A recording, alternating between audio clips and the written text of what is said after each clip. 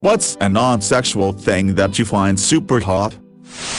I get really turned on when I see my husband working out or working hard physically on something. I don't remember ever getting like this with any of my exes or any other guys, so I think it's always been reserved to him, but we met at work and I still remember him carrying supplies to build something. We weren't dating at the time. I actually had a BF at the time and I still drooled a little when I saw it, lol. The other thing is when he gives me a really loving look, or like a look that he clearly thinks I'm being adorable in that moment. It just gets me all kinds of ready to pounce on him, lol. Oh, and also love my hubby and new clothing, particularly things that cover him up a lot. I only imagine taking them off. When you go for a haircut and they put your head in the little sink, the girl comes over and rubs your scalp and does the whole shampoo thing. Look, I know she's not interested in me and I know it's not sexual, but the fact of the matter is that a pretty young girl who smells great has her breasts a few cm from your face and is giving you the best massage you've had in ages. I'm sorry, but that's sexy as hell, even though there's absolutely nothing sexual happening and nobody has any intentions of inappropriate activities. Self-awareness, having the ability to observe details about their actions and that of others, while being intelligent and kind about it. It stems as the opposite of one of my turn-offs, which is being oblivious and unaware of anything that's happening around them. I love anyone that can be aware of themselves, laugh at themselves, and know when things need to be serious or when we can use comedy to cope. I want to feel relaxed and comfortable around them, knowing we're on the same page or have the maturity to get back onto the same page if we fall off. I like people who can see through bullshit, and like understanding how the world works, how reality works, not in some pseudo-depth kind of way, just on a simple day-to-day life level. To me it shows you're paying attention to your life and your surroundings. You're in the moment, and are observing everything with interest. It's something my brain has done from birth. It's how I operate, so seeing it in someone else just becomes really attractive for some reason. I guess it makes me feel like they would be more capable of understanding my mind, and I theirs. When my husband gets excited about something, not sexually excited, but like if he's going through his Pokemon cards or old toys, or when he started getting into Lord of the Rings and Batman, it was super sexy to me. He was bullied by his family for his interests, still is, and it took him a long time to open up and explore old and new hobbies, and I love the light in his eyes he gets now that he doesn't feel like he has to hide things he likes. I think it's unbelievably sexy when a guy takes care of me in literally any way. This guy I was seeing for a while, when we'd go out to lunch, would always be so attentive to my needs, asking the waiter to get me napkins if I needed them, etc. Little things that are surprisingly rare. Being considerate and attentive in general, even to others, is so hot. Probably should have a PSA warning in here for any curious or nice guys. These specific things are likely not the one and only thing that made someone fall for the other. A girl finding it sexy when her boyfriend sings probably doesn't mean he just sang to her and she fell in love. A girl finding kind gestures from her so out of the blue to be sexy doesn't mean you can just perform some nice gesture for a stranger and she's going to sleep with you. Girls thinking a guy's hands are hot playing guitar doesn't mean you can just bust out a guitar and expect to get laid. One time my girlfriend and I were drunk on a nature walk. We were walking on a wooden boardwalk type thing because we were at a wetlands area looking for alligators. She had to pee, but because we were stuck on this wooden walkway thing you couldn't go off the trail behind a tree or anything. Also there were snakes and alligators and stuff, so we had to wait until there were no people around, and then she pulled her pants down, squatted down, and peed through the wooden slats while I kept watch. I don't have a piss fetish or anything at all, but something about seeing this beautiful lovely lady squat down and piss like an animal really made me horny for some reason. I can't explain it, but it got me going. I told her and she got a good laugh out of it and seemed to appreciate it.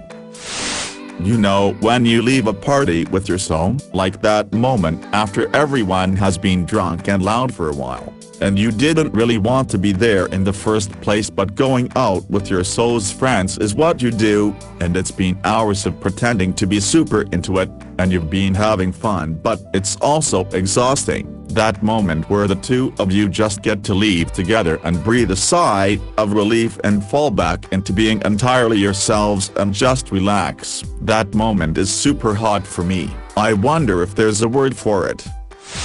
When someone starts rambling about something they're super interested in. My boyfriend is a total physics and chemistry nerd, but I'm a lot more art-focused. Even though I don't understand most of what he says, I love hearing the passion in his voice. He feels the same about me. I love marine biology and animals in general, and sometimes I can spend 30 minutes to an hour just bombarding him with animal facts and teaching him about them. Just the other day, we spent a good hour messaging back and forth while I told him all about sharks, like how different species hunt their prey, their individual adaptations, etc. It's a lot of fun dating a nerd lol. When a guy puts his hand on the car's headrest when he's looking to back out, rolling up their sleeves on a button-down shirt or putting on cufflinks, being thoughtful and doing things without having to be asked, tying a tie, pulling a belt from the pants belt loops, seeing a guy getting along with and playing with kids. In many ways, the work of a critic is easy. We risk very little, yet enjoy a position over those who offer up their work and themselves to our judgment. We thrive on negative criticism, which is fun to write and to read, but the bitter truth we critics must face is that, in the grand scheme of things, the average piece of junk is probably more meaningful than our criticism designating it so. But there are times when a critic truly risks something, and that is in the discovery and defense of the new. The world is often unkind to new talent, new creations. The new needs friends. Last night, I experienced something new, an extraordinary meal from a singularly unexpected source. To say that both the meal and its maker have challenged my preconceptions about fine cooking is a gross understatement. They have rocked me to my core. In the past, I have made no secret of my disdain for Chef Gusta's famous motto, "Anyone can cook," but I realize, only now do I truly understand what he meant. Not everyone can become a great artist, but a great artist can come from anywhere. It is difficult to imagine more humble origins than those of the genius now cooking at Gusta's, who is, in this critic's opinion, nothing less than the finest chef in France. Guys who are shy, but shy ones are always really nice, and some of them are super hot. Don't get me wrong, there's some shy guys who do look a bit not nice, but some shy dudes are really hot, and when you speak to them they get really flustered and blush. That's how me and my boyfriend met. He was sitting alone in class and I had nowhere to sit, so I sat next to him. A few minutes and I asked him how his day was, and he got really flustered and was speaking nervously. Eventually me and him became friends, then we got together and life's been great since.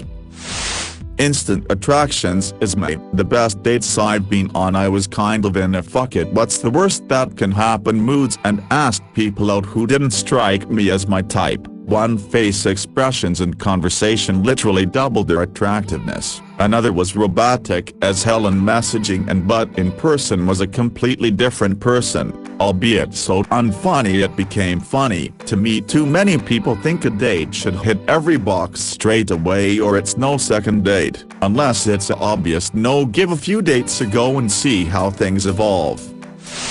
I was just on a date yesterday. For context, I'm a straight male. Things were going okay, but I was getting a platonic vibe from her for a bit. Then I made her laugh a few times and her entire vibe changed. She slowly moved closer, started touching my arm, etc. Definitely got a feeling that she was suddenly attracted to me just because I made her laugh.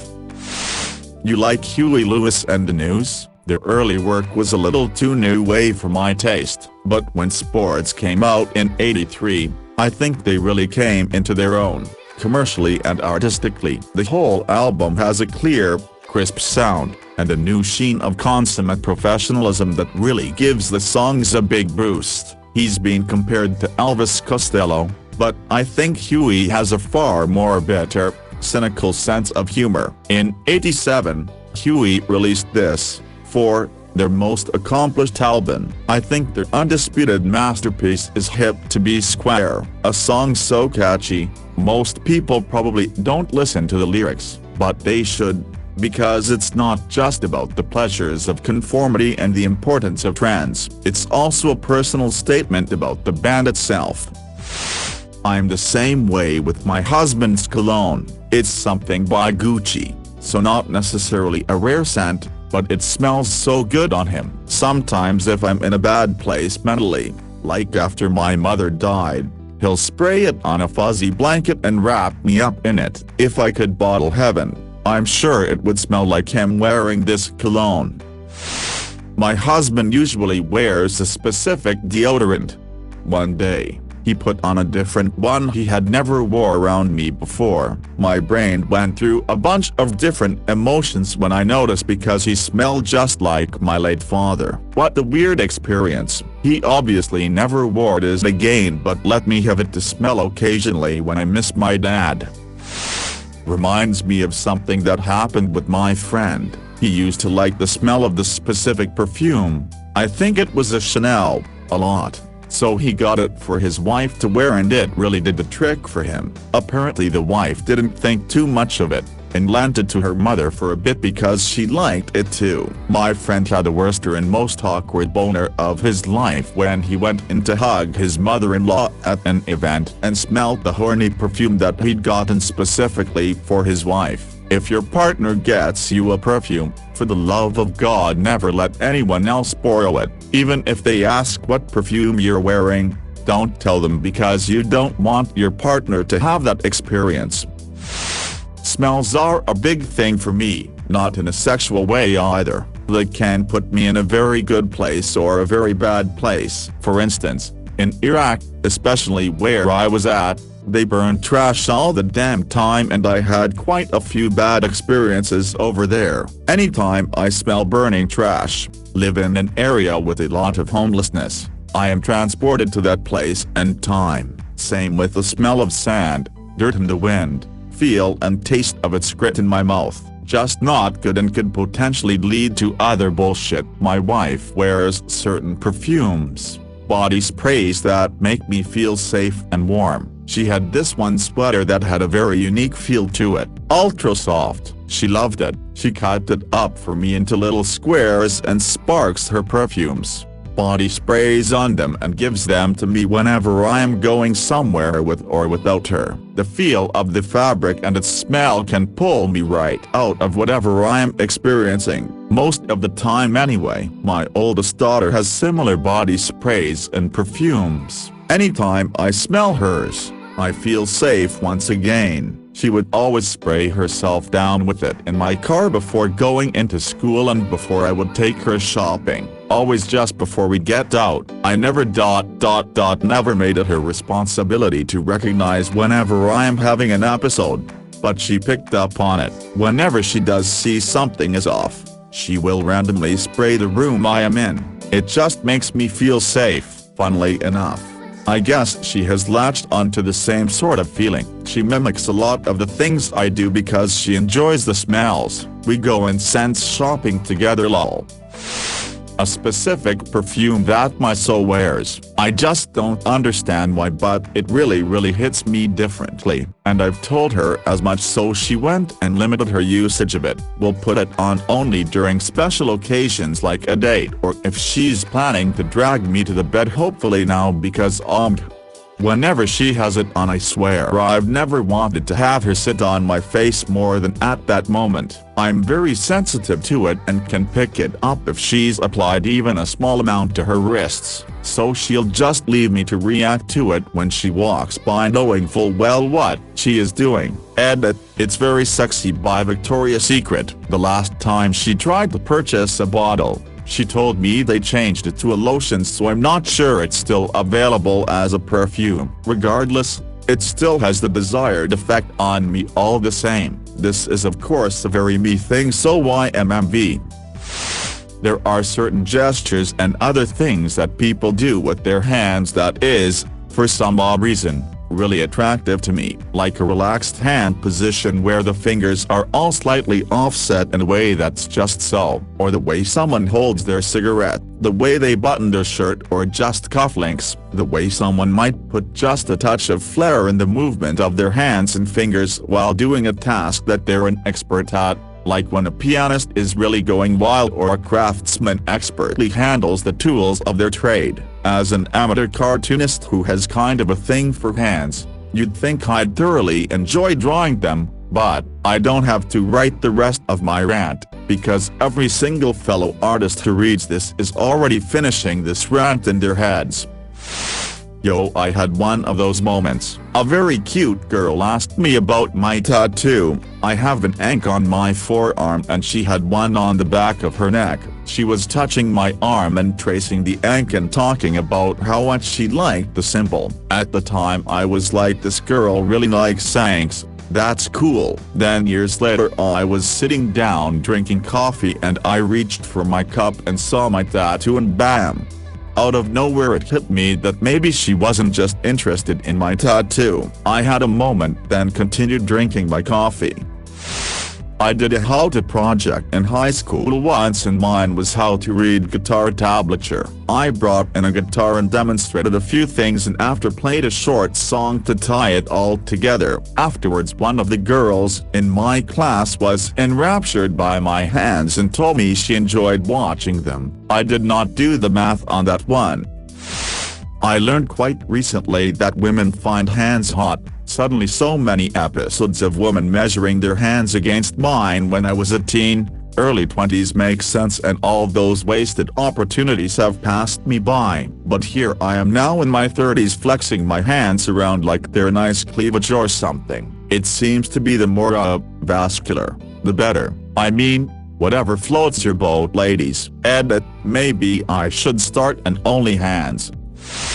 The other day at the dinner table, all three kids were losing their shit over various nonsense. We couldn't calm any of them because you could barely hear yourself think, and my usually rather quiet wife, who avoids conflict and who I have maybe heard raise her voice on only 1 or 2 occasions, roared enough for a few seconds after you could hear a pin drop. It was so sexy.